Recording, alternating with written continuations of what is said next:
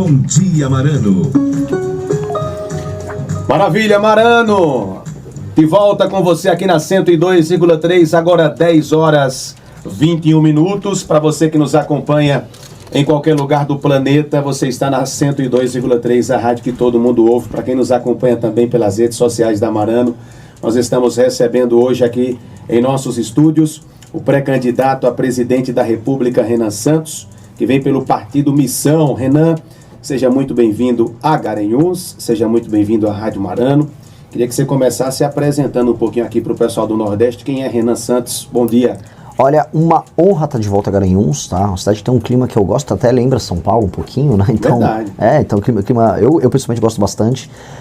Já tive outra vez aqui, já tive inclusive com meu pai nos anos 90. Meu pai vendia posto de gasolina, ele vendeu o posto de gasolina do seu Nelson. Eu vim de carro aqui. Vender esse posto? Vender um posto. Meu pai enfim, né? É corretor, não? Era corretor na parte comercial. Era corretor de imóveis e imóveis comerciais na parte comercial. Então, já tive outras vezes, gosto daqui. Enfim, nesse retorno agora, não como filho de um vendedor de posto de gasolina, mas agora retornando como pré-candidato à presidência da República. Pra galera me conhecer, eu tenho 41 anos, eu nasci em São Paulo. Sou fundador, na verdade, do Movimento Brasil Livre. Organizei as manifestações que derrubaram a Dilma Rousseff, defendi a prisão do Lula. E vi que não dava para ficar só cobrando os políticos, a gente tem que entrar lá para fazer as coisas acontecer. E a gente defende uma série de coisas que acho que muita gente aqui vai concordar, talvez umas pessoas fiquem bravas. Acho que bandido que vai assaltar alguém a mão armada, alguém que coloca uma arma na cabeça de outra pessoa, ele não pode sair da cadeia. Eu não acredito em reabilitação, eu não acredito em recuperação de ladrão. Eu não acredito que a política também tem que ser feita só para manter as mesmas famílias mandando nas mesmas cidades. Eu tenho um plano muito agressivo aqui pro Nordeste, para fazer o Nordeste crescer. Inclusive eu tenho uma tese, e a tese é verdadeira, eu não tô de populismo, não vou aqui ficar passando a mão na cabeça das pessoas, porque eu acho que as pessoas ainda votam muito mal aqui no Nordeste. Então, tô aqui para falar a real, mas o meu foco, ganhando a eleição para presidente da República, é tornar o Nordeste desenvolvido, porque se o Nordeste desenvolve, você resolve todos os problemas do Brasil, e eu provo pra galera aqui. Se a gente resolve o Nordeste, todo o resto do Brasil se resolve. Então, meu foco, o primeiro lugar que eu vim fazer pré-campanha agora é em Pernambuco, e será no Nordeste. Só depois de rodar o Nordeste que eu vou começar a rodar outras regiões. O Nordeste está sendo, então, a primeira região que você está visitando já como pré-candidato, correto? Exatamente. Renan, você tocou agora sobre a questão do MBL, né? As manifestações que vocês conseguiram levantar, né, antes do impeachment da Dilma Rousseff. E aí o MBL acabou se tornando, creio eu, que uma instituição extremamente conhecida a nível nacional, né? Então, quando se fala em MBL, é muito difícil ter alguém que não conheça, né? Mas aí foi criado o partido Missão e fica aquela dúvida, poxa, por que não criaram o MBL como partido, não transformaram o MBL como partido e criaram um novo nome, uma nova nomenclatura? E a outra pergunta é, por que 14? Vamos lá, ótimas perguntas. A ideia quando a gente lançou o partido era de ter o partido e ter o movimento. Porque o movimento faz uma coisa, o partido faz outra. Então o movimento ele tem que experimentar novas ideias, ele tem que fazer campanhas, organizar manifestações. Isso é um movimento que faz. Já um partido ele tem que administrar as cidades, os estados e o Brasil. Então são funções diferentes, são atuações diferentes e é importante que existam as duas coisas. E mais, o movimento tem que servir inclusive para ficar disciplinando umas chicotadas no partido, porque às vezes um menino que era do movimento, vira um vereador, e aí ele acaba se seduzindo pelos prazeres que a política pode trazer, poder ganhar dinheiro, e o movimento vai lá com uma chibata e bate na bunda dele para ele se comportar ou para expulsar ele.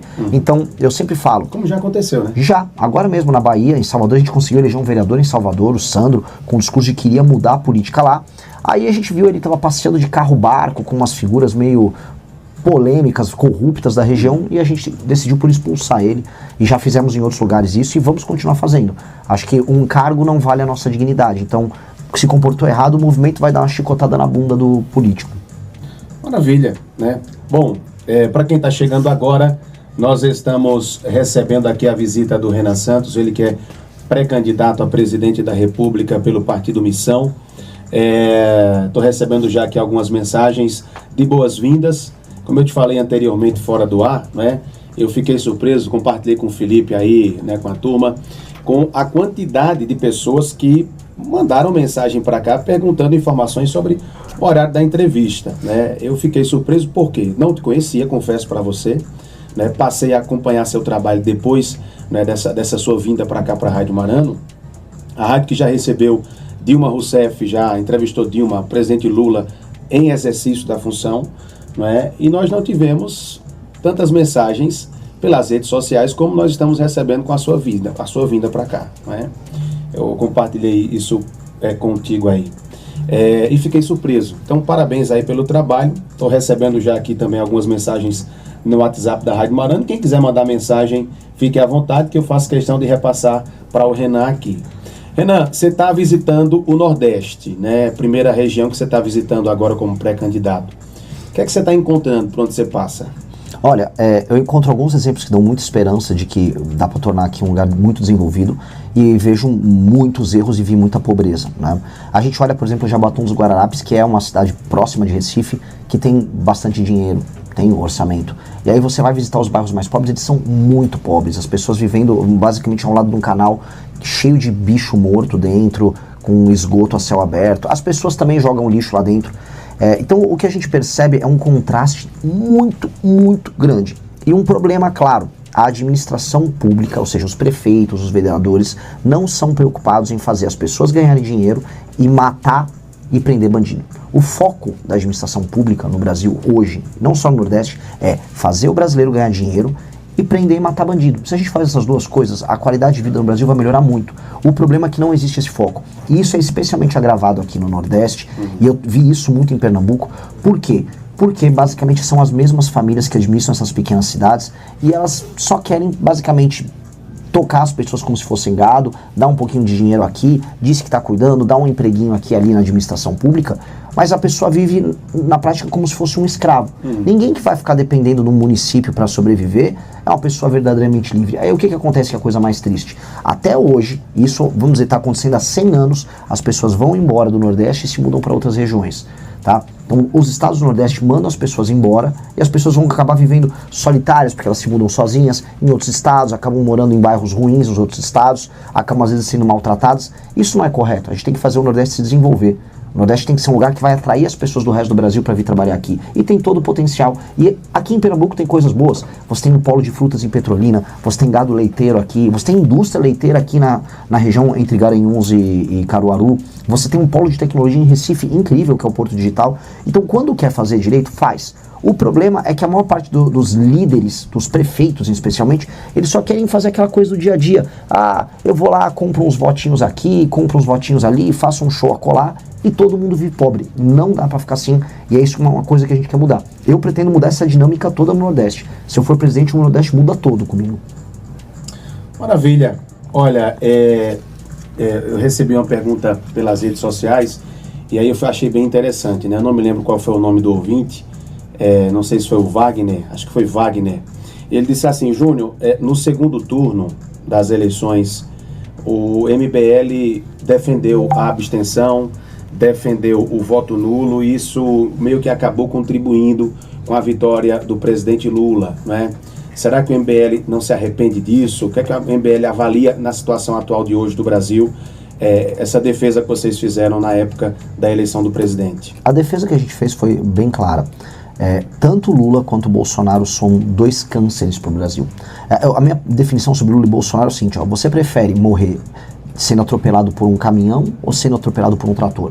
Um caminhão e um trator são diferentes, mas ambos vão esmagar você. Então, no fim do dia, nós seríamos oposição ao Lula e ao Bolsonaro, como fomos oposição ao Bolsonaro, porque o Bolsonaro era corrupto, o governo Bolsonaro foi ruim, teve desvios de dinheiro até com barra de ouro no Ministério da Educação.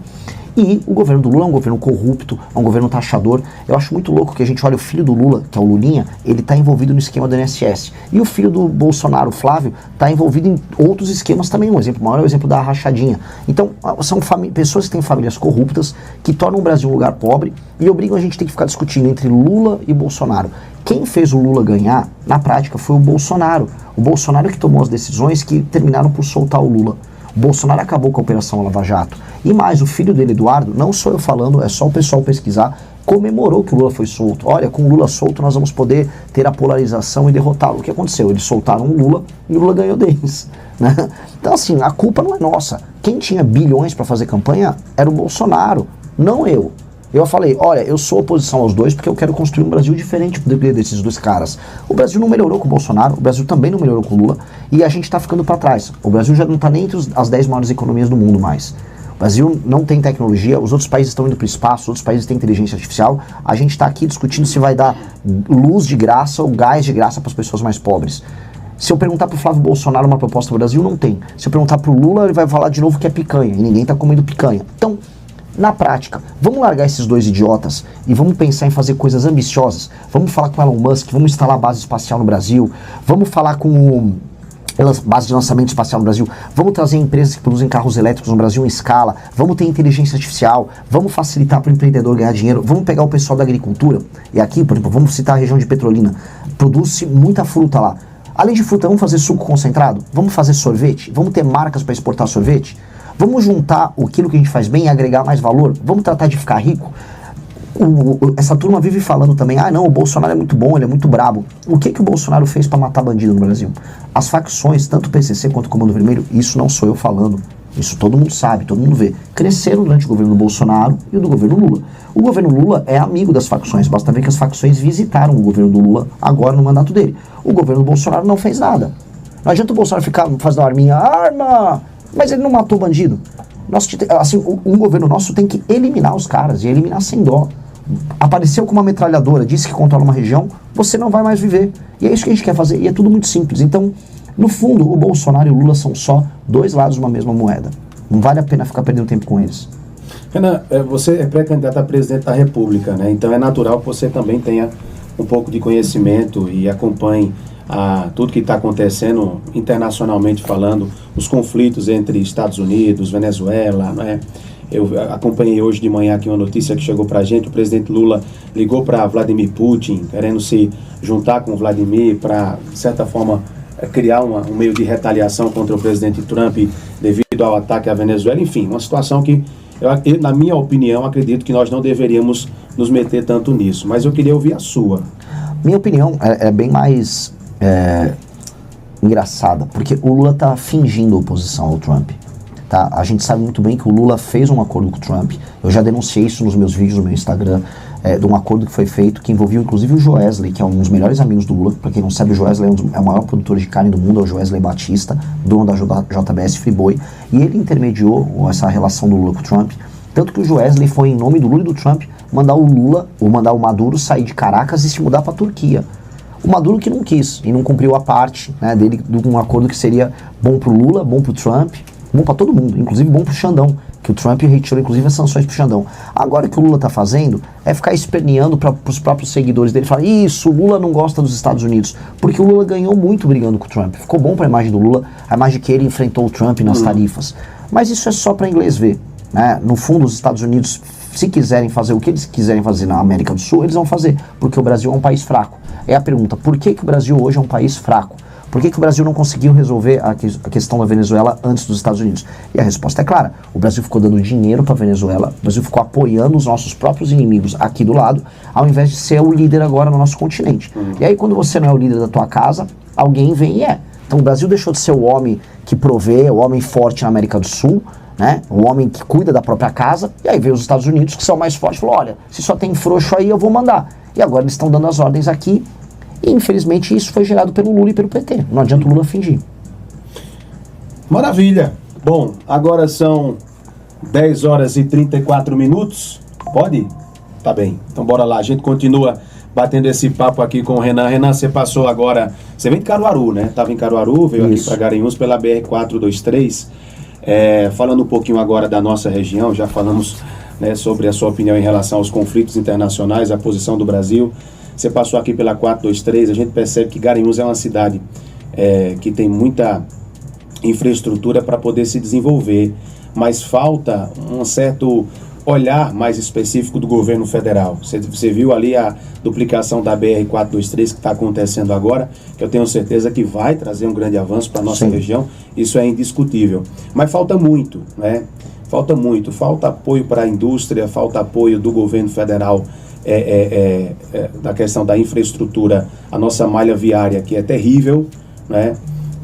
Eu queria que você opinasse um pouquinho sobre isso, né? Como é que você enxerga isso? Como é que o Renan pode ajudar a infraestrutura de Garanhuns, do Agreste de Pernambuco? Você passou por ela, você viu como é que funciona. Em termos de paisagem, a região do Agreste é talvez uma das regiões mais lindas do Brasil, tá? Eu acho aquela paisagem, tem um pouco de verde, tem um pouco de cactos, eu acho belo, e eu acho que é um tipo de região que tem não só potencial industrial, tem um potencial agropecuário, já tem uma força agropecuária, mas tem inclusive potencial turístico.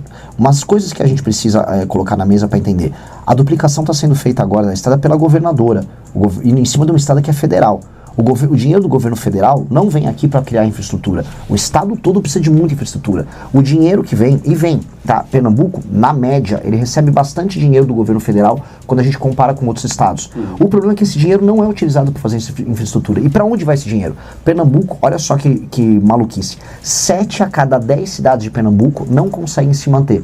Elas precisam de dinheiro que vem do governo federal e aí ele tem uma administração pública. Exato. Então os municípios mais pobres de Pernambuco recebem já dinheiro federal. Só que em vez de a gente investir esse dinheiro para fazer infraestrutura, melhorar porto, melhorar estrada, fazer ferrovia, fazer parque industrial, que é o que tem que ter aqui para você ter emprego e a galera ganhar dinheiro, não. Você fica dando isso para um político local, que é um prefeito numa cidade pequena. Esse prefeito é ladrão, ele vai comprar o voto das pessoas, ele vai botar um monte de gente na máquina pública e aquela cidade continua pobre. Por isso que 7 em cada 10 cidades de Pernambuco são dependentes do governo. O que eu proponho eu vou juntar um monte de cidade. Tem uma cidade pequena aqui, junta 4, 5 outras cidades, ela vira uma cidade só. Não precisa ter aquela fusão dos municípios. Faz fusão, acaba com aquela montoeira de vereador, aquela montoeira de prefeito. E se a cidade tiver pouco saneamento básico, se tiver muita bandidagem, se a educação estiver ruim, eu ainda trago um interventor, é um administrador, como se fosse um empresário muito bom, junto com uma equipe muito boa. Eu vou trazer inclusive gente de fora do Brasil para ajudar na administração, para melhorar aquela cidade, e aí as pessoas voltam até a administração delas de orgulho de morar ali. E o dinheiro tem que vir não só para custeio, mas para investimento. Como tornar todas essas cidades que a gente juntaria e formaria um cidadão bem grande, capaz de fazer dinheiro e a população viver do próprio trabalho e não viver de dinheiro do governo federal. Do jeito que tá, em vez de a gente fazer estrada, a gente fica sustentando um político vagabundo. E olha só, foi ótima a tua pergunta. Esse é o grande problema do Nordeste. Se a gente resolve isso, a gente começa a resolver o Nordeste. E resolver o Nordeste, resolver o Brasil. Maravilha. Eu recebi aqui a pergunta de um ouvinte nosso, está acompanhando a gente, mandou pelo Instagram, o Luiz Davi. O cara é grande, viu? Pela foto aqui é um monstro. Ele está perguntando aqui o seguinte: bom dia, Júnior, estou ouvindo agora o presidente Renan Santos na Rádio Marano, gostaria de saber a opinião dele sobre a questão da industrialização do Brasil. Na visão dele, a desindustrialização do país foi realmente consequência do Plano Real e da cartilha de industrialização adotada pelos Estados Unidos? Olha só, a cartilha de desindustrialização dos Estados Unidos. Os Estados Unidos passou por um processo de industrialização e depois ele se tornou um país de serviços, como a Europa fez como quase todos os países fizeram, porque com a parte de serviços você ganha mais dinheiro, serviços de tecnologia, e você deixa a mão de obra em outros países. Isso foi um receituário que teve no mundo todo por muito tempo. Então você pega, vou dar um exemplo para a galera entender. Todo mundo quer ter um celular da Apple. A Apple fica na Califórnia, a Apple fica nos Estados Unidos. A tecnologia da Apple e o grosso do faturamento da Apple ficam nos Estados Unidos. Dito isso, as fábricas são na China. Então eles fazem o celular na China, mas boa parte da margem fica nos Estados Unidos. Com a pandemia, como todo mundo começou a ver, e com razão, que a China tinha todo o parque industrial, e se você quisesse fazer um equipamento médico, ou se você quer fazer às vezes um equipamento militar, você vai depender da China, que pode não exatamente gostar de você. Exato. Aí todo mundo acordou, nossa, eu preciso, para ter soberania, ter indústrias. Isso é uma coisa que a gente sempre alertou. Você precisa ter indústrias não só porque é uma atividade econômica complexa, mas indústria te dá soberania. O Brasil, coitado, ele se desindustrializou antes de ficar industrializado. Né? É como se a gente nem ficou rico, a gente se tornou pobre novamente. É aquele caso do come mortadela e a rota caviar. Né? Não dá. A gente achava que estava industrializado e não estava, a nossa indústria era muito ruim. Para ter indústria, novamente, a gente tem que ter uma coisa chamada agenda de competitividade. Para você contratar, tem que ser mais fácil. Para você demitir, tem que ser mais fácil. Energia elétrica tem que ser barata. Imposto tem que ser pouco e tem que ser muito simples. Você tem que ter mão de obra boa, você tem que ter infraestrutura que leve. E para fazer isso tem que ter investimento. O Brasil optou por não investir. Foi uma escolha que nós fizemos desde os anos 90 e ela se agravou nos governos do PT. Que é, eu vou aumentar o custeio, vou ficar dando muitos programas, vou ficar ajudando os estados, os municípios, as pessoas, mas não sobra dinheiro para investir. Quando não sobra dinheiro para investir, aí você não vai conseguir construir nada novo. E é o que a gente vive hoje aqui. Não tem nada novo sendo feito. Um ou outro setor econômico brasileiro realmente funciona. E aí a gente ficou para trás, né? Então, reindustrializar o Brasil é ter isso que eu chamo de agenda de competitividade. E aí você vai ver que os próprios brasileiros, você permitindo que eles consigam construir, eles mesmos vão tocar a nossa reindustrialização. Acho que o Estado pode ajudar. O exemplo que eu dei em Petrolina. Por que que na região do Vale do São Francisco, na região lá de Petrolina, a gente não consegue fazer um polo com marcas mundiais de produtos ligados à fruticultura que tem ali? Sorvete. A gente come, né? Tem um sorvete caríssimo, inclusive, que vem da Coreia, que é o Melona, feito de melão. Pô, melão produz ali na região, melão produz no Rio Grande do Norte. Exato. Como é que a gente, que é um dos maiores produtores mundiais de melão, não fazemos um sorvete de melão legal, com uma marca brasileira para vender internacionalmente? Cajuína? Pelo amor de Deus, você está falando aqui com o maior divulgador da cajuína. A São Geraldo, eles não entenderam ainda. A São Geraldo é para ser um produto mundial. Concordo. É para concorrer assim com os maiores refrigerantes do mundo. Como é que a gente não... A gente trata assim, a cajuína é um produto regional. Não, cajuína tem que ser um produto mundial. É o melhor refrigerante que existe, a cajuína. E aí as pessoas ficam, às vezes falta um pouco ambição, né? Cajuína, produtos ligados à fruticultura. Aqui, por exemplo, a gente vai daqui até Caruaru. Os laticínios, a parte, por exemplo, de embutidos, você tem que ter criação de grandes marcas, não ter medo de criar grandes marcas, de querer concorrer. O pessoal lá de Santa Catarina criou grande parte dos frigoríficos que viraram grandes marcas nacionais também. É pensar, vamos agregar valor às cadeias de produção, à agricultura que a gente tem aqui, isso gera empregos grandes e vamos pensar em exportar, botar esses produtos lá fora. A cajuína é um exemplo assim. A Red Bull, só para falar de uma das grandes marcas mundiais, era só um refrigerantezinho energético da Tailândia, era um produto local da Tailândia, igual a cajuína. Aí foi um austríaco, olhou e falou, isso aqui é uma delícia, eu vou vender isso. Foi, montou uma operação, tornou mundial, tornou a Red Bull o que ela é. Exato. Por que não fazemos o mesmo com a cajuína? Exato. Depende de nós, o produto é delicioso, é incrível e simplesmente a gente optou por não deixar ele grande.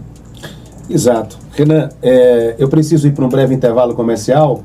Durante o intervalo a gente vai acompanhar aqui algumas perguntas que estão chegando para você e o intervalo é rápido, a gente volta daqui a pouquinho no segundo bloco conversando. Para quem está chegando agora, nós estamos conversando aqui com o Renan Santos, que é pré-candidato a presidente da República pelo Partido Missão. Intervalo chegando, eu volto já com você.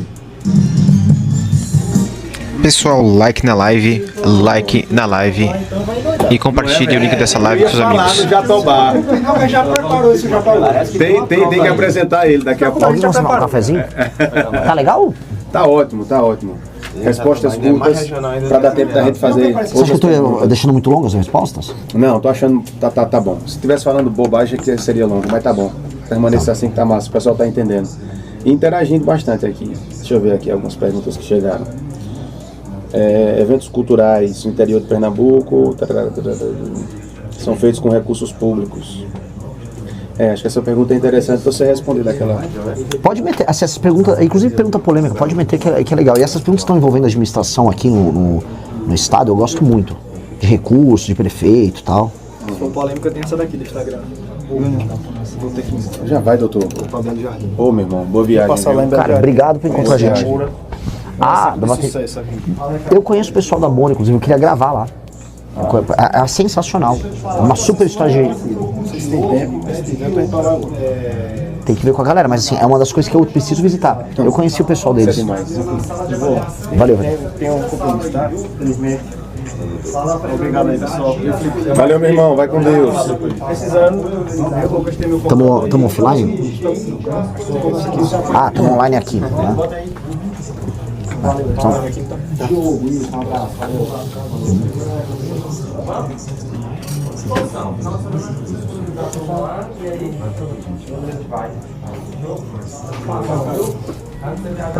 Pode perguntar o que quiser. Aqui tem papai na língua. Tô vendo.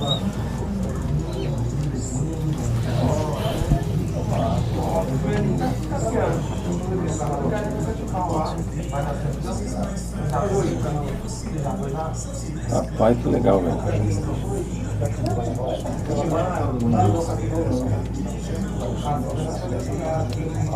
Como é que faz a experiência lá no Recife? Foi bem legal. Foi bem legal. Eu fiz o circuito de rádios, eu fiz uma série de eventos e vídeos sobre problemas locais. Fiz encontro com o pessoal lá no Marco Zero. Aí eu comecei a fazer a região metropolitana. Me assustei um pouco com a situação em Cabo de Santo Agostinho, assim. Eu não sabia que estava tão violento, tão precário. Mas assim, o problema sempre termina assim, tem um dono da cidade lá que se reelege sempre e é super corrupto e o pessoal continua votando porque vende o voto. Isso é um problemão. É até bom a gente tocar nesse assunto. Esse assunto é o principal. Como é que as pessoas, como é que a gente vai fazer para mudar essa mentalidade das pessoas? As pessoas muitas vezes, como você falou no início da sua fala aí, se vendem por bobagem e acabam comprometendo o futuro, não apenas dela, mas da cidade toda. Sim. Né? E elas não ligam, elas nem vêm. É tipo assim, toma 100 reais, toma 500 reais aqui, traz o voto da tua família. Exato. E aí a pessoa continua morando num buraco na favela. Eu vou falar, sabe o que eu quero falar? Uma coisa que é polêmica e é bom. Olha só, se você vender o voto e eu pegar você, eu vou botar você preso por 10 anos. Já tô avisando, eu vou acabar com a compra de voto.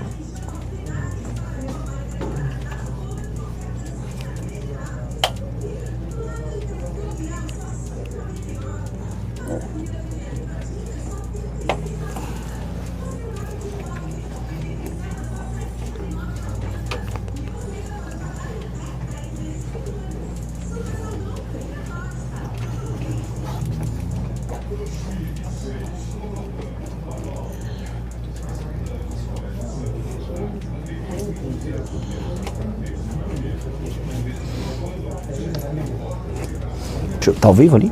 Posso ver o comentário?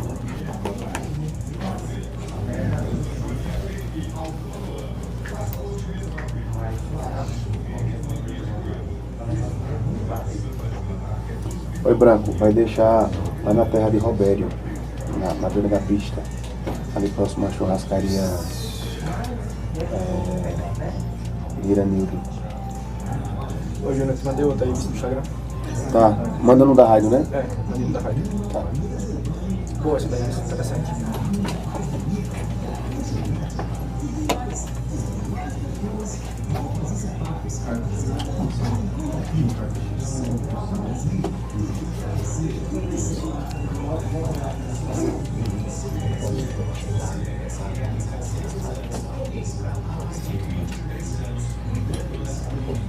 Show.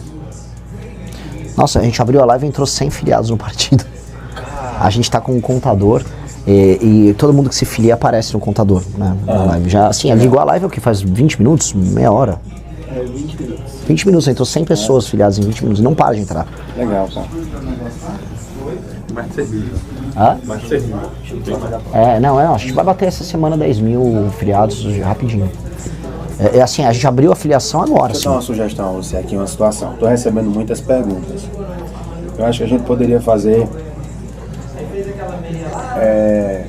eu não sei como é que está nosso tempo, mas a gente fazer tipo um bate-bola, rapidamente, para a gente dar tempo de, pelo menos, responder um bocado dessas perguntas que chegaram aqui. Tá. Entendeu? E assim, se eu começar a...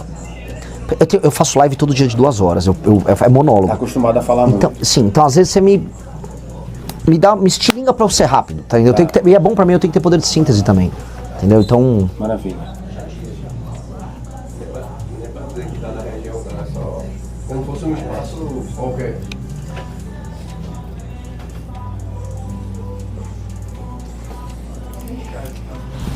Aê, homem bom.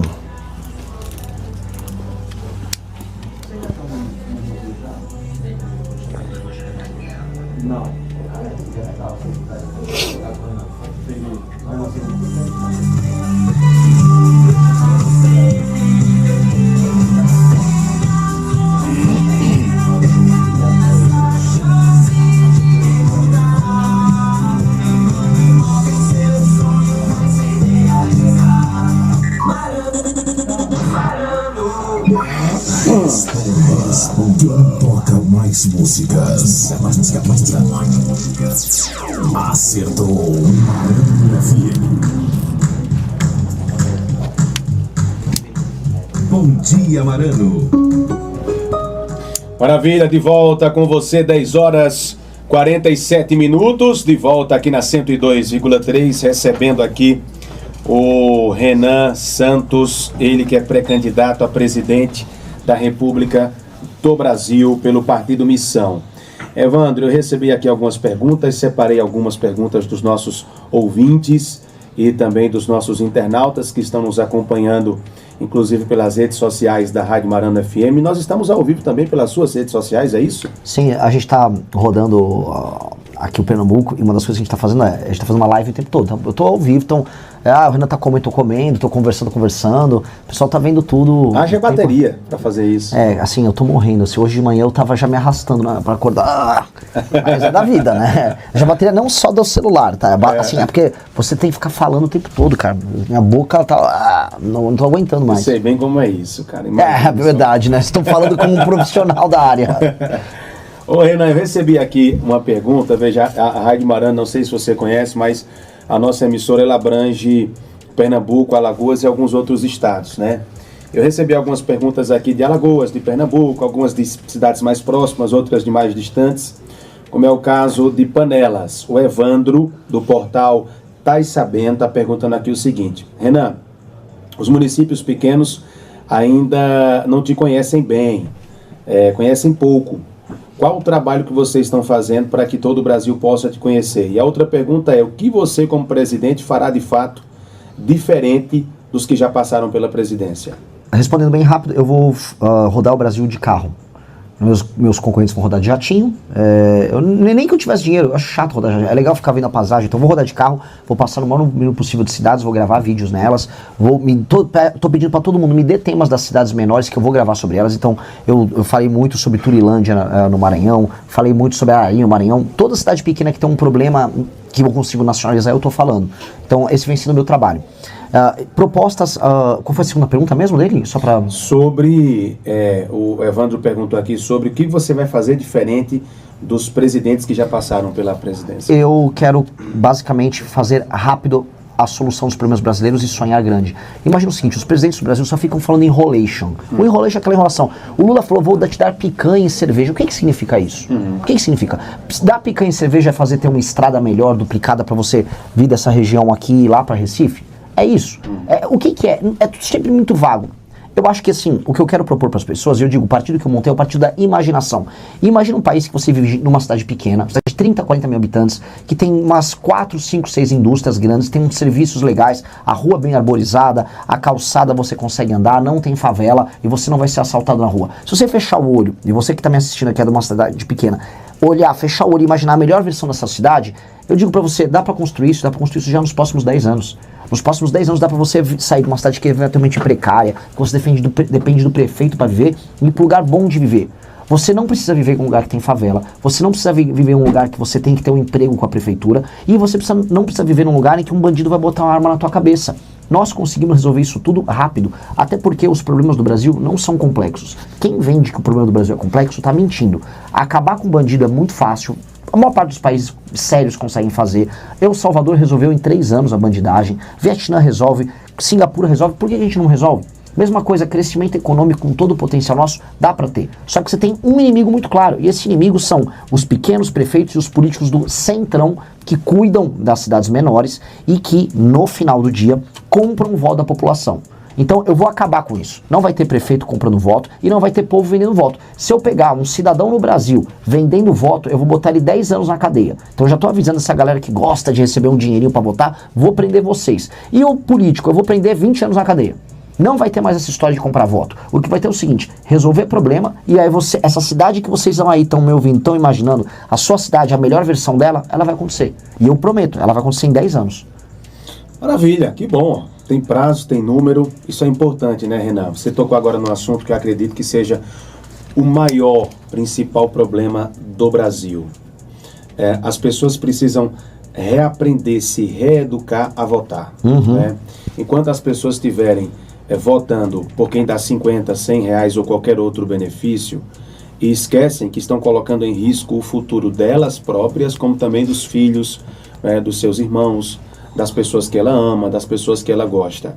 E é muito comum, infelizmente, não é só no Nordeste, não, é no Brasil inteiro, infelizmente a gente percebe que essa política do toma lá, me dá o voto, acontece bastante, né? Você veja que eu disputei a eleição também, para prefeito do meu município. E isso aconteceu demais, né? Então, A gente percebe que isso acontece em todas as cidades do Brasil. Infelizmente, é um mau costume das pessoas que não têm conhecimento, que não têm estudo, acabam se trocando por um benefício momentâneo e deixando de usufruir de um benefício que vai ser duradouro no futuro, né? Você acha que é possível mudar essa mentalidade das pessoas? Eu aproveito aqui o gancho para te fazer uma pergunta do Marcelo Viana. O Marcelo está aqui perguntando o seguinte: Renan, perdão, não é do Marcelo, é de outro ouvinte nosso aqui, deixa eu ver quem foi que perguntou. Aqui, achei. É uma ouvinte, ela está perguntando, Renan, você acha que existe político honesto? Vamos lá, vou começar pelo final e vou pro começo. Tá. Vamos lá. Sim, existem políticos honestos, são poucos, mas existem. E você tem que ver o político honesto como aquele cara que topa perder voto pelo que ele acredita. Político, em geral, ele tá sempre atrás de voto e ele sempre vai falar o que os outros querem ouvir. Então, quando ele fala que, eventualmente, um político fala o que você quer ouvir o tempo todo, você tem que desconfiar dele, porque ele tá te enganando. Ninguém vai concordar com você em tudo. E aí o político que fala aquilo que é popular, ele, em geral, ele quer enganar para chegar no poder. E as pessoas se apaixonam por isso. Por isso tem muitos políticos que são só populistas, que eles falam o que o povo gosta de ouvir. Político bom é político que fala pro povo difícil. Então eu tô falando agora difícil. Olha, você que vende o seu voto, que você acha, olha, eu sou amigo daquele vereador, ele é muito legal, ele me deu um cargo, ele vai me dar um dinheiro, olha, ele me deu uma roda de uma bicicleta, ele me deu encheu o tanque do meu carro quando eu pedi. Você, eu estou vendo você, eu vou prender esse político. E se você for pedir isso pra ele, eu vou prender você também. Isso é o que um político sério faz. Eu vou falar, isso aqui vai ter regra, não vai ser bagunça, e eu vou punir você se você se comportar de maneira errada. Existem pessoas que fazem isso? Existem, são poucas. Mas vocês têm que procurar essas pessoas assim. Eu também estou procurando essas pessoas. Se tem uma pessoa que está aqui no estado de Pernambuco, está me ouvindo, está em Alagoas, e tem essa postura e tem esse comportamento, eu quero que essa pessoa entre no meu partido. Eu quero que o meu partido seja feito de pessoas que falem o que é bom e o que é bonito, mas não o que é fácil. O que é fácil é mentira. E a política é feita de mentira. E as pessoas gostam de se iludir. As pessoas são, sabe como aquela menina às vezes inocente, que chega um cara com um carro bonito e no fundo só quer sacanagem com ela, né? Leva ela pra sair, ela acha que vai casar com ele e ela só é usada por ele. O eleitor é assim. O político chega na eleição, promete mundos e fundos, fala o que quer ouvir, consegue o que quer rapidinho e depois larga e vai pra próxima. Até quando o eleitor vai se comportar? Como mulher de malandro, que é a real. O eleitor tem que parar de ser mulher de malandro. Eu não vou deixar o eleitor ser mulher de malandro. Não vou. Só que eu vou ser duro com o eleitor e vou ser duro com o político. Tá? Esse é o tipo de política que a gente tem que ter. E assim a gente muda as coisas. Você tinha descrito de maneira muito clara. Hoje, se você concorre para prefeito numa cidade, você concorre para vereador, tá? O que acontece sempre, e você é honesto, você tá lá convencendo as pessoas enquanto aparece um ladrão, que ele vai pegar um dinheiro que ele roubou, em geral de emenda roubada, ou contrato roubado, e aí ele vai comprando as famílias. Isso não é justo. Uma pessoa que se vende, ele é tão corrupto quanto o ladrão que desviou dinheiro da saúde, o ladrão que desviou dinheiro da obra e o próprio político. Como é que ele vai cobrar do político depois? Ele não tem condição de cobrar, ele é ladrão também.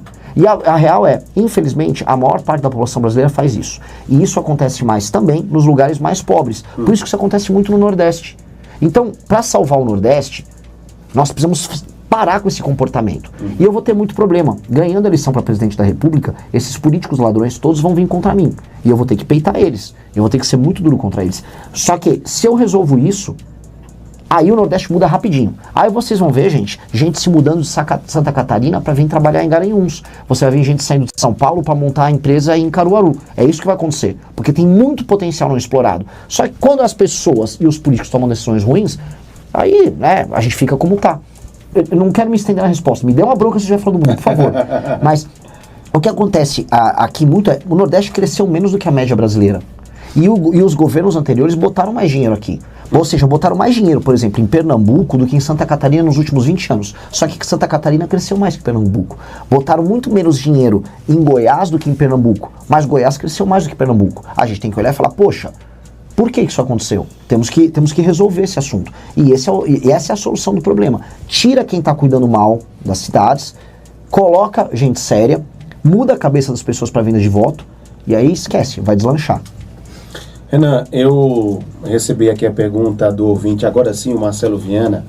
Ele fala o seguinte: bom dia, por gentileza, pergunta ao Renan sobre o que ele acha do desarmamento, um tema importante para o brasileiro, se ele é a favor ou contra o desarmamento, em relação ao direito de defesa do cidadão? Eu sou contra o desarmamento. Eu acho que a legislação do desarmamento é uma legislação ruim, é uma legislação anti-direito de defesa. Acho que o governo Bolsonaro errou em fazer por decreto, vamos dizer, a permissão para que as pessoas pudessem ter arma. Porque quando você faz por decreto, o presidente seguinte pode derrubar o decreto, que foi o que o Lula fez. Exato. Então o Lula derrubou um decreto. Um decreto é derrubado por outro decreto. Se fosse lei, o Lula teria que passar no Congresso. Tá? Então, essa é uma realidade. Você acha que ele teria chance de passar pelo Congresso? Eu acho que tem, especialmente em 2021, o Bolsonaro entregou o governo inteiro pro Centrão. O ministro da Casa Civil dele era o Ciro Nogueira. Tava o Centrão inteiro. Ele não passou nada com esses caras. Eu me pergunto, o que esses caras fizeram? O Bolsonaro deu o governo inteiro pros caras e ele não passou uma proposta dele. Só passou aquela PEC kamikaze, que aumentou um monte de gasto do governo. Mas, assim, o que ele se propôs quando ele concorreu, que ele falou que ia matar bandido e ele ia dar arma pras pessoas, ele na prática não fez. Ele na prática não fez. As facções cresceram e ele só fez um decreto. Então tem que ser via projeto de lei. Só que agora eu vou responder mantendo aquilo que eu falei. Não vou só falar o que o ouvinte ou o eleitor quer ouvir, tá? Não vai ser com isso que a gente vai acabar com o crime organizado. O crime organizado não vai ser combatido só com o cidadão que tem uma arma em casa. Eu quero que o cidadão tenha arma em casa. Só que eu quero que a polícia tenha muita arma e que a gente tenha leis novas, porque eu quero passar a rapa no crime organizado. E quem vai fazer isso é o Estado. Tá? Então, muita gente fala assim, se me der arma, eu não vou ser assaltado. Não é assim. Infelizmente não é assim. Eu adoraria que fosse assim. O Estado vai precisar fazer isso. Maravilha. Temos mais um? Pode? Beleza. Ô Renan, olha, muitas perguntas chegando aqui, então eu estou tentando escolher aquelas que... Algumas perguntas são sobre temas que você já respondeu, que você já falou, então evidentemente que a gente passa, mas tem algumas perguntas aqui com temas interessantes, como por exemplo a questão da saúde pública, né? Eu recebi aqui, a Eduarda perguntou o seguinte: Júnior, pergunta ao Renan qual o conhecimento dele na questão saúde, que também é um dos maiores gargalos do Brasil. Olha, bom, se meu conhecimento for... Muito ampla a pergunta dela. É ampla, porque assim, bom, eu não sei cuidar nem da minha saúde no sentido de tomar um remédio, eu preciso pedir ajuda para um médico, mas sobre o sistema de saúde, como melhorar no Brasil, eu entendo bastante, tá? O Brasil gasta bastante já com saúde e ele tende a gastar muito mais nos próximos anos porque a população está ficando mais velha. Quando a população ficar mais velha, você tem que investir mais em saúde porque as pessoas vão ter mais doenças crônicas conforme a idade vem, tá? E isso tende a aumentar muito os gastos. Os países que as pessoas envelhecem, a saúde vira um peso gigantesco. Agora eu tenho uma notícia boa. Qual é a notícia boa? Tá chegando agora, por conta da inteligência artificial, um monte de tecnologia que vai facilitar muito o trabalho de prevenção. Eu vou dar o exemplo para a ouvinte, ela vai me entender direitinho. Se a gente coloca um monte de agente de saúde na rua e a gente faz uma coisa chamada prontuário único, toda vez que uma pessoa vai num posto de saúde, vai numa UPA, vai até num hospital privado, o prontuário é o mesmo. E você tem uma ficha com todas as ocorrências que a pessoa já teve.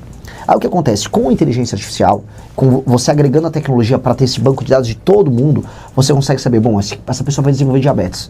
Todos os comportamentos que ela tem levam a isso, os sintomas que ela vem tendo levam a isso. Logo, para que essa pessoa não custe tanto dinheiro para o Estado e ela tenha uma vida melhor, vamos fazer um trabalho preventivo? Vamos mandar um agente de saúde, vamos fazer ela cuidar da gordura abdominal. O país já tem isso testado? A Inglaterra está indo para esse caminho.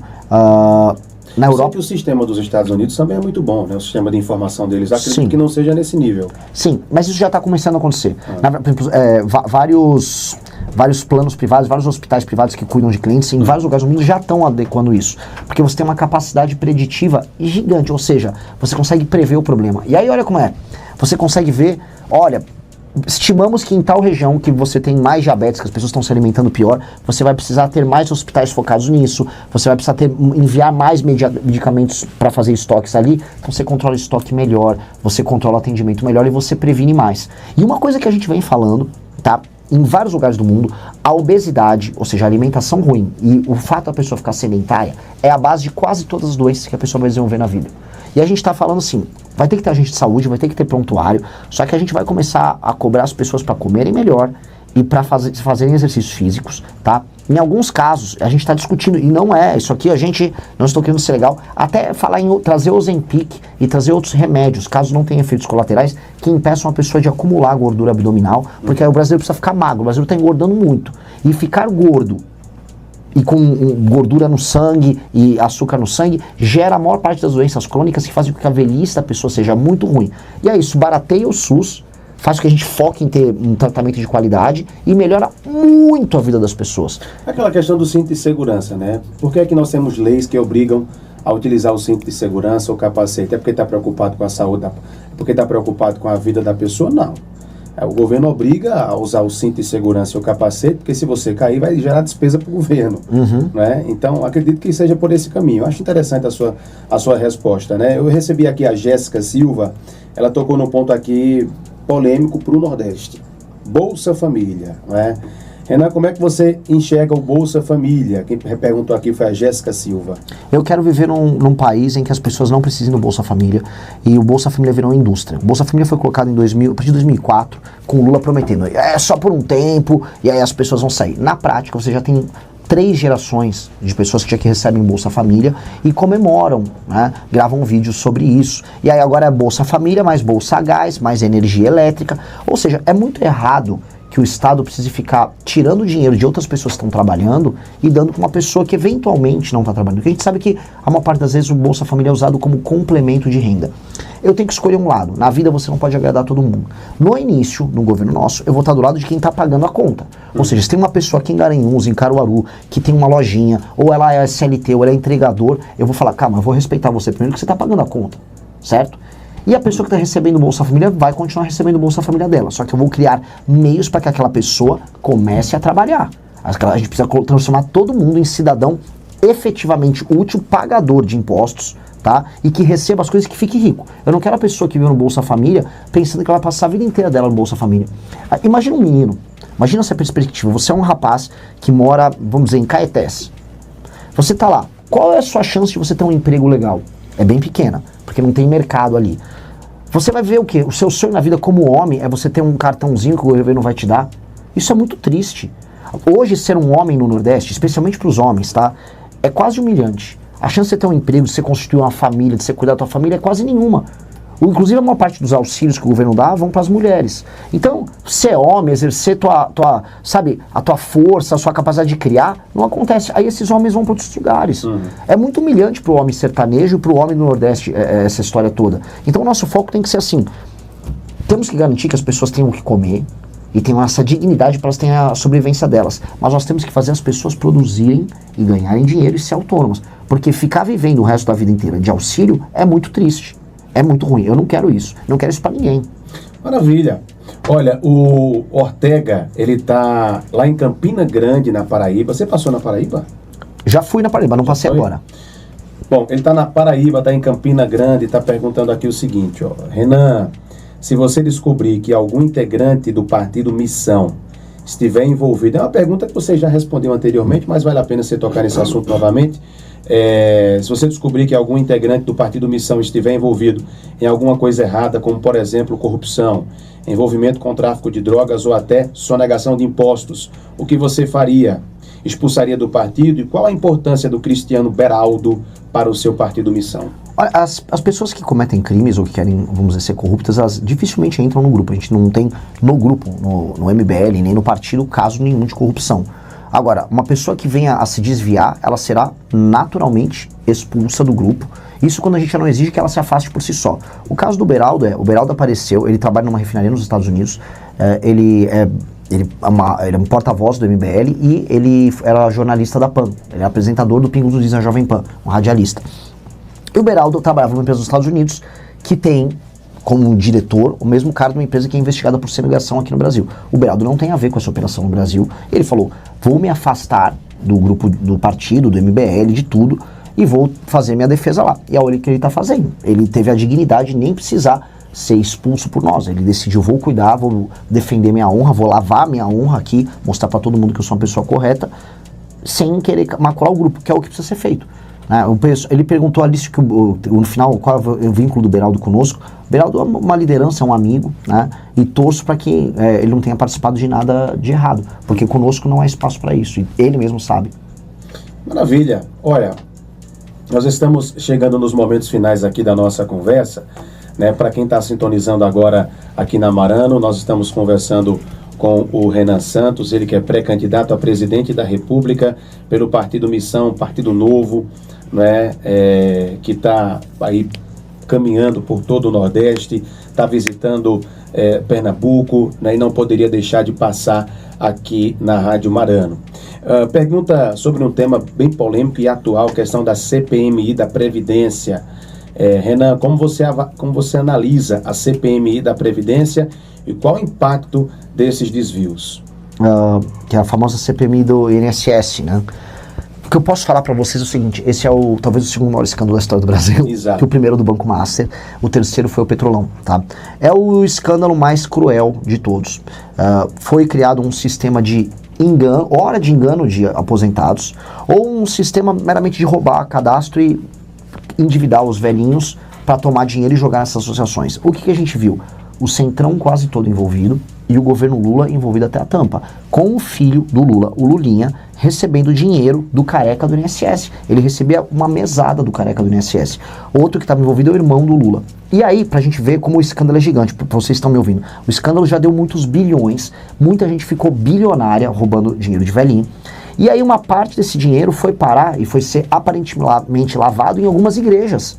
Teve igreja evangélica, ligadas inclusive à direita, que receberam dinheiro disso. Está tendo uma briga gigante agora envolvendo Malafaia e a Damares sobre isso. Uma briga muito feia. E a Damares está certa, tem que investigar. Uma parte desse dinheiro também era lavado, sabe onde? No Banco Master, que é o maior escândalo da história do Brasil. E o homem do Banco Master, o Daniel Vorcaro, comprou todo mundo na política, seja de direita, seja de esquerda, gente do judiciário. Ele fazia, eu tenho que ser até cuidadoso com as palavras aqui, festas, né? E ele filmava as coisas que aconteciam nas festas. E as festas eram festas assim, que acontecia muita luxúria, certo? As pessoas ficavam peladas e se divertiam muito, pra você. Né? Com essas imagens, e com essas imagens, muita gente tem medo de falar dele. Por isso que ninguém quer falar dele. Né? E ele é um homem mais perigoso do Brasil hoje, porque ele tem imagens, ele tem informações de todo mundo, ele comprou todo mundo. Veja que ele foi preso e foi solto logo em seguida. Então, quero que todos entendam, assim, há um escândalo gigante que envolve o INSS, mas ele se mistura com o do Banco Master e no fundo ele se mistura com essas pessoas que administram o Brasil. Judiciário, política, PT, Centrão, todo mundo está envolvido. E aí é um momento que o eleitor tem que olhar e falar, nós precisamos colocar alguém que não tem nada a ver com isso, que não tenha medo de bater de frente com esses caras. E nós precisamos procurar esse caminho. Quero indicar, voto aqui, nem posso, mas as pessoas têm que fazer uma escolha. Pois é interessante ouvir isso, né, de você, Renan. E uma pergunta que eu acredito que a maioria das pessoas que estão nos acompanhando agora devem estar pensando isso. Rapaz, existe hoje aqui no Brasil uma polarização tão grande, né? As pessoas hoje, quando falam na questão da disputa para presidente da República, logo avaliam o nome do presidente Lula, o nome do Flávio Bolsonaro, que foi lançado pelo próprio pai como pré-candidato a presidente da República.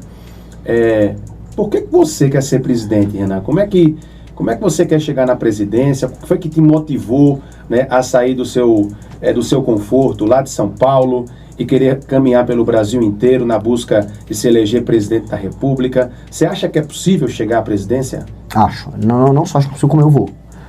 Vocês estão ouvindo na rádio uma pessoa que vai ser presidente do Brasil e que vai realizar algo muito grande. O que é o algo muito grande? Lembra que eu pedi para vocês, estão me ouvindo, fecharem os olhos e imaginarem a sua cidade como ela deveria ser? Agora imaginem comigo o Brasil como deveria ser.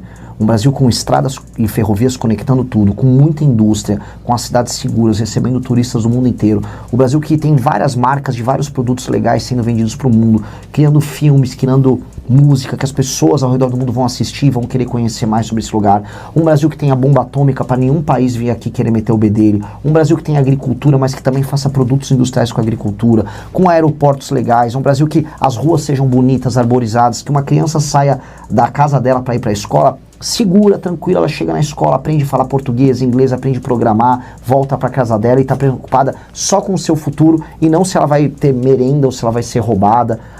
Um país em que você não vai ter, no meio da escola, a gente ouvindo aquelas músicas horrorosas de funk, com o cara com o cabelo vermelho ensinando a menina a rebolar até o chão. Esse país é possível. O que eu descrevi aqui para vocês, meus amigos, é só ter vontade de fazer. Eu não vejo nem o Lula, nem o Bolsonaro, nem ninguém com a vontade de fazer isso. Eles nunca fecharam o olho e pensaram nesse país. Pois bem, eu já fechei o olho várias vezes e pensei nesse país e eu quero fazer ele acontecer. É por isso que eu sou pré-candidato. e só eu tenho essa imaginação, meus inimigos não têm, meus adversários não têm. Eu já escrevi livros sobre isso e milhares de jovens, na verdade milhões de jovens no Brasil estão divulgando essas ideias sem parar por todos os lugares, e é por isso que a gente está crescendo sem os outros perceberem. Nem as pesquisas ainda estão captando. Quando as pessoas perceberem o tamanho disso aqui, a gente vai estar grande demais para ser ignorado. E nós seremos o fato mais importante dessas eleições. Eu estou falando aqui em Garanhuns, que inclusive é um lugar que o Lula tentava se vincular muito aqui, na Ilha de Caetés. Falo aqui para vocês, aqui em Garanhuns vocês são os primeiros a ouvir. A política brasileira vai mudar a partir desse ano. E o que nós vamos fazer vai ser muito grande. Então, foi isso que me moveu desde o início e é o que vai me mover até o fim. Maravilha! Olha, para quem enviou pergunta aqui para a Rádio Marano, infelizmente o nosso tempo é curto, nós não temos como atender todas essas perguntas que chegaram aqui para a gente hoje. Então quem quiser conhecer um pouco mais do Renan, ouvir os temas que ele discute, que ele apresenta as suas ideias, vai lá nas redes sociais, Renan. Quais são as redes sociais? Renan Santos MBL, em todos o TikTok, no X, no Instagram, no YouTube. Inclusive querem ver quem eu sou, muito assim. No YouTube eu vou ficar ao vivo o tempo todo, o dia inteiro. Aí vocês vão ver eu falando, vão ver eu comendo, vão ver o que legal. Eu penso, pode mandar pergunta lá. Você vai levar a turma com você na viagem. Vamos. Vai todo mundo viajar, vão entender como é que é uma campanha pobre, que minha campanha é pobrezinha. Eu ando num carro, né, e um carro via de regra cabe em 5 pessoas num carro. Isso. Eu vou num carro com 5 pessoas, abarrotado de mala, e é isso, assim. É uma verdadeira caravana, então. A caravana, e o pessoal seguindo, e tá sendo muito legal, a gente tá aprendendo muito. Que bacana. Então, olha, para você que está nos acompanhando aqui pela Rádio Marano, e que mandou sua pergunta para cá, acompanhe as redes sociais aí do Renan, tá? Tenho certeza que você vai encontrar a resposta para a sua pergunta nas redes sociais dele, acompanhar o seu dia a dia. Tenho certeza que o Renan é bem interativo, né, Renan? Sim. Tá sempre apresentando aí novas ideias sobre os mais diversos temas: saúde, educação, segurança, infraestrutura. Nós falamos sobre tudo isso aqui, né? Temos perguntas para saúde, educação, infraestrutura, segurança pública. E claro que se fosse para a gente se aprofundar sobre cada tema, seria o programa inteiro, né? Renan, fique à vontade para fazer suas considerações finais. Foi um prazer recebê-lo. Quando estiver no Nordeste, visite a Rádio Marano novamente para a gente voltar a conversar contigo, tá bom? Olha, minhas considerações finais, muito obrado, uma recepção incrível, perguntas excelentes, abordagem excelente, estou muito feliz mesmo. E meu recado para todo mundo que está me ouvindo aqui, não só na região de Garanhuns, mas tem gente da Paraíba ouvindo, gente até de Alagoas, é o seguinte: as pessoas, os políticos, não só os daqui, mas os de fora, vêm tratar vocês no Nordeste como crianças. Chegam aqui, passam a mão na cabeça: ô, povo bom, povo guerreiro, tá? Eu vou te dar muita coisa. Sempre estão falando que vão dar coisas pra vocês e no final a vida de vocês continua muito ruim e boa parte dos seus filhos se mudam para outros estados. Vocês sabem que é assim. Eu tô aqui pra falar: olha, não só os políticos daqui estão errando, como vocês estão errando em votar, em dar seu voto, em vender seu voto para político ladrão. Eu vou tratar vocês como adultos. E adultos têm direitos, mas têm deveres. Eu vou tratar vocês como pessoas que são adultas, têm direitos e têm deveres. E ao fazer isso, eu vou respeitar vocês. Porque uma criança você não respeita. Se a criança fala uma coisa na mesa, você manda a criança ficar quieta. Agora, um adulto você respeita. Eu vou tratar um nordestino como adulto, como alguém capaz. Eu vou fazer vocês serem adultos também para se emanciparem. Vocês vão ter dinheiro, vocês vão tomar as decisões das suas vidas e vocês não vão precisar se mudar para outros estados. Vocês vão ficar ricos e felizes aqui, como tem que ser. E aqui vai ser o lugar que vai ser a locomotiva do Brasil. O meu estado, por muito tempo, São Paulo, foi a locomotiva do Brasil. Agora dizem que a agricultura no Centro-Oeste é a locomotiva. Pois bem, vai chegar um momento do Nordeste ser a locomotiva e esse momento está próximo. Basta vocês tomarem as decisões certas. Obrigado pela oportunidade. Eu que agradeço, Renan. Muito obrigado, parabéns aí pelo seu posicionamento. A você que nos acompanha pela Rádio Marano também, muito obrigado. Assim, a gente segue aqui por intervalo comercial. Daqui a pouco eu estou voltando com o Falando de Esportes, não, o bate-papo sobre agricultura hoje aqui no Bom Dia Marano. Um forte abraço, eu volto já com você. Para você que acompanha o blog do Gilmar Alves, o repórter do Agreste, olha, eu estou aqui com Renan Santos, ele que é pré-candidato à presidência da República, que está visitando o Nordeste, visitando o estado de Pernambuco e exclusivamente ele está aqui na cidade de Garanhuns. Renan, seja bem-vindo ao nosso estado. Pernambuco é um estado histórico, super importante para o país, e eu queria que você começasse falando como é que tem sido a receptividade da população pernambucana com relação à sua pré-candidatura, principalmente aqui na região do Agreste Meridional, em Garanhuns, onde é a terra do atual presidente Lula. Olha, pessoal, primeiro, uma honra estar conversando com você. A recepção vem sendo maravilhosa e eu venho propondo algo bem interessante, bem diferente para o pessoal aqui de Pernambuco, que é o seguinte: eu vou ser claro sobre o que está dando certo aqui no estado e o que eu vejo que está dando certo, e eu vou ser muito duro sobre o que está dando errado. Então eu visitei, por exemplo, em Jaboatão dos Guararapes, uma região horrível, com um canal basicamente cheio de corpo de cachorro morto, cavalo morto dentro do canal, as pessoas morando em favelas. E eu vou questionar as pessoas por que elas jogam lixo ali, e o poder público por que se comporta dessa maneira. E nós começamos a construir nossa viagem aqui fazendo isso, mostrando problemas e mostrando soluções e tratando as pessoas como gente, não como criança. E o resultado vem sendo muito bom, as pessoas estão se interessando, estou recebendo muita mensagem, inclusive nas minhas redes sociais. O estado que eu mais cresci essa semana foi Pernambuco, de longe, e eu estou muito animado fazendo isso. A região daqui do Agreste eu acho uma região super especial, uma região, além de linda, ela tem vamos dizer, uma característica própria de agricultura, um pouco de indústria, e dá para desenvolver muito, tá?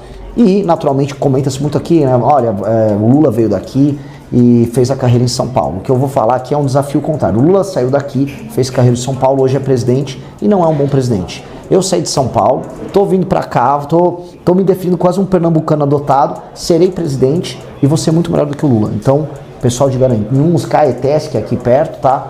Haverá um adotado que fará um trabalho melhor do que o que nasceu. Muito bem, Renan. A gente vive um momento crítico de polarização no país. A polarização está deixando a população brasileira doente, né? O país praticamente está dividido entre Lula e Bolsonaro. E a gente sabe que isso é uma coisa muito difícil de ser quebrada, não é impossível.